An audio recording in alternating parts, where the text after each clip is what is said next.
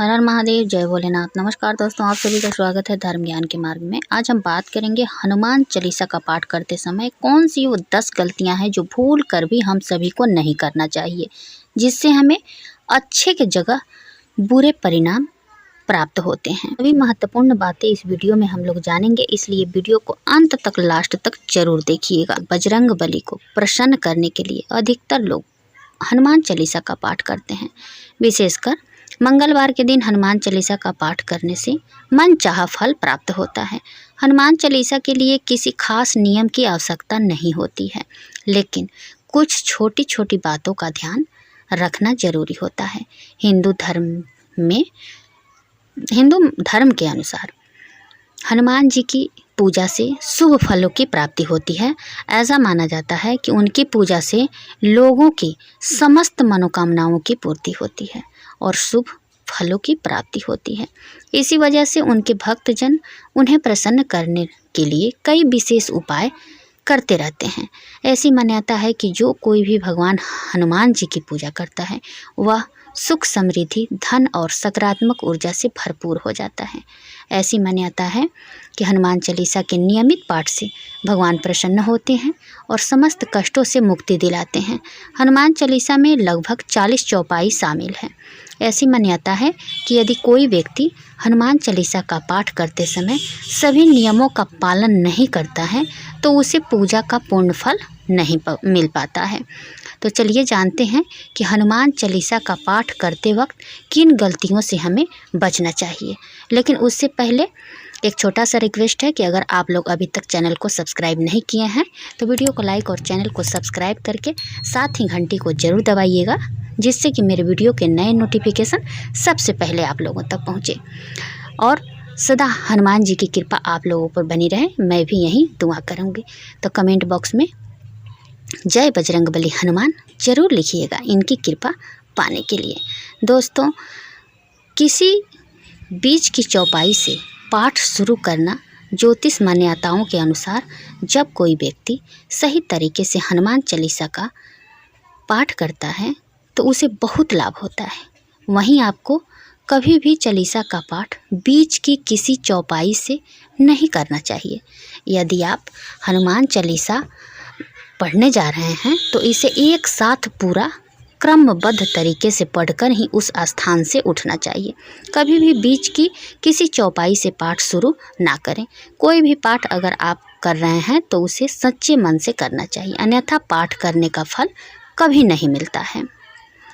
दूसरा है साफ तन और मन से पाठ करना। ऐसा माना जाता है कि यदि आप घर में हनुमान चालीसा का पाठ करते हैं तो हमेशा शुद्ध तन और मन से मंदिर में दीपक प्रज्वलित करके हनुमान जी का ध्यान करना चाहिए। उसके बाद आपको पाठ करना चाहिए। सबसे पहले राम जी का ध्यान करें, फिर हनुमान जी का ध्यान करें। कम से कम 11 बार पहले राम जी का स्मरण कर लें, उनका नाम ले लें, उसके बाद ही हनुमान चालीसा का पाठ करना उत्तम माना जाता है।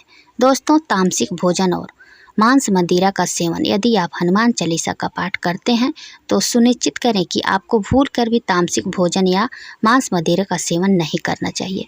ऐसा करने से आप हनुमान जी के क्रोध का पात्र बन सकते हैं। हनुमान जी बाल ब्रह्मचारी हैं और हमेशा मांसाहारी चीज़ों और शराब के सेवन से दूर ही रहना चाहिए, तभी आपको पूजा का फल प्राप्त होगा, यानी कि संपूर्ण पूजा का फल आपको मिलेगा। किसी से व्यर्थ का झगड़ा करना, यदि आप हनुमान चालीसा का पाठ करते हैं तो ध्यान रखें कि आपको भूल कर भी किसी निर्बल को सताना नहीं चाहिए और किसी से व्यर्थ में झगड़ा नहीं करना चाहिए। यदि आप भी हनुमान चालीसा का पाठ करते हैं तो ध्यान रखें कि आपको किसी का भी अपमान नहीं करना चाहिए और किसी के लिए भी अपशब्द का प्रयोग नहीं करना चाहिए। आप अगर हनुमान चालीसा का पाठ करते हैं तो आपको गरीबों को भी नहीं सताना चाहिए, बल्कि गरीबों की सहायता करनी चाहिए। और ब्रह्मचर्य का पालन करते हुए अगर हनुमान चालीसा का पाठ करते हैं तो अत्यंत फलदायी होता है। जीवन साथी को छोड़कर किसी अन्य रिश्ते में बंधना, यदि आप विवाहित हैं और हनुमान चालीसा का पाठ करते हैं तो आपको जीवन साथी के अलावा किसी और से रिश्ते जोड़ने की बात नहीं सोचना चाहिए। ऐसा करने वालों को कभी भी हनुमान चालीसा के शुभ फल नहीं मिलते हैं। किसी विवाहित पुरुष को किसी अन्य पराई स्त्री से संबंध नहीं रखना चाहिए। अगर कोई स्त्री भी हनुमान चालीसा का नियमित रूप से पाठ अगर करती हैं या करते हैं तो उसे भी, स्त्री को भी अपने पति के अलावा किसी अन्य पुरुष से संबंध नहीं रखना चाहिए। अगर किसी व्यक्ति की शादी नहीं हुई है तो उसे तो पराई स्त्री से दूर ही रहना चाहिए। यदि कोई व्यक्ति हनुमान चालीसा का पाठ करता है तो उसे इस बात का ध्यान जरूर रखना चाहिए कि गरीबों और जानवरों को सताना नहीं चाहिए। यदि आप घर की समृद्धि के लिए हनुमान चालीसा का पाठ करते हैं तो भूल कर भी किसी जानवर और गरीब को ना सताएं।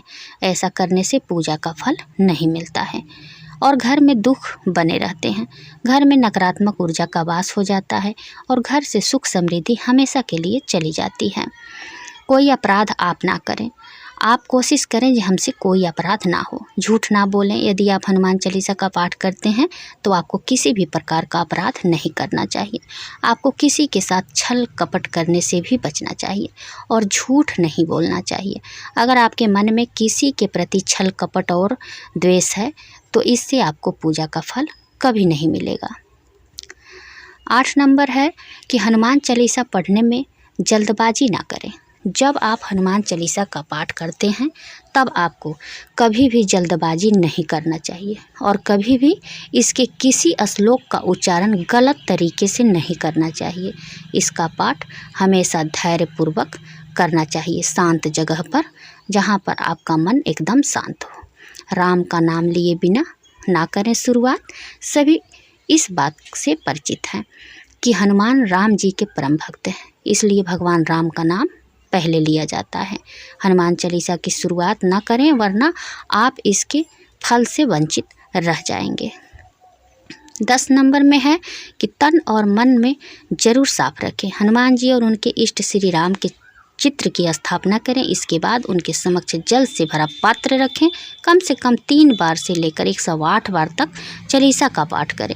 घर में हनुमान चालीसा का पाठ करते समय तन और मन दोनों को आपको साफ रखना है। हनुमान चालीसा का पाठ करते समय मन में किसी भी प्रकार का अनुचित ख्याल नहीं आना चाहिए।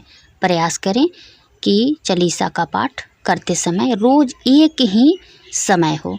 विशेष दशाओं में, यात्रा तथा सोते समय भी चालीसा का पाठ आप कर सकते हैं।